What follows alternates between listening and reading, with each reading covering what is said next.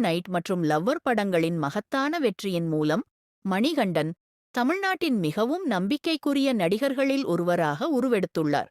படத்தின் OTT வெற்றியின் மூலம் அவர் தெலுங்கிலும் ஒரு முத்திரையை பதித்துள்ளார். ஹாட்ஸ்டாரில் ஸ்ட்ரீம் செய்யப்பட்ட குட் நைட் அவருக்கு பெரும் அங்கீகாரத்தை பெற்றுத் தந்தது.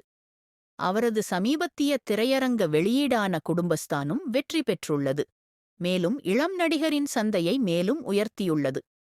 குடியரசு தினவார இறுதியில் வெளியான குடும்பஸ்தான் தமிழ்நாட்டில் 25 கோடிக்கும் அதிகமான வசூலை ஈட்டி பாக்ஸ் ஆபீஸில் மிகச் சிறப்பாக செயல்பட்டது.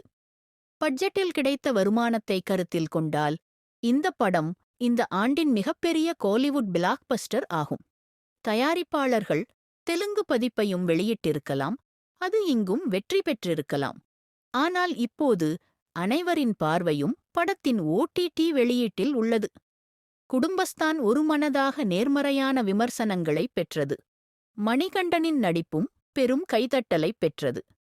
இந்த படம் ஒரு நல்ல குடும்ப பொழுதுபோக்கு திரைப்படம் மற்றும் தெலுங்கு மாநிலங்களில் சிறப்பாக நடித்திருக்கலாம்.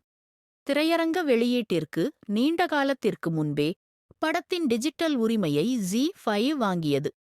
குடும்பஸ்தான் அடுத்த வாரம் முதல் அனைத்து தென்னிந்திய மொழிகளிலும் ZEE5இல் ஸ்ட்ரீம் செய்யப்படும் என்று எதிர்பார்க்கப்படுகிறது. தெலுங்கு ரசிகர்கள் கூட இந்த படத்தின் OTT வெளியீட்டிற்காக ஆவலுடன் காத்திருக்கிறார்கள்.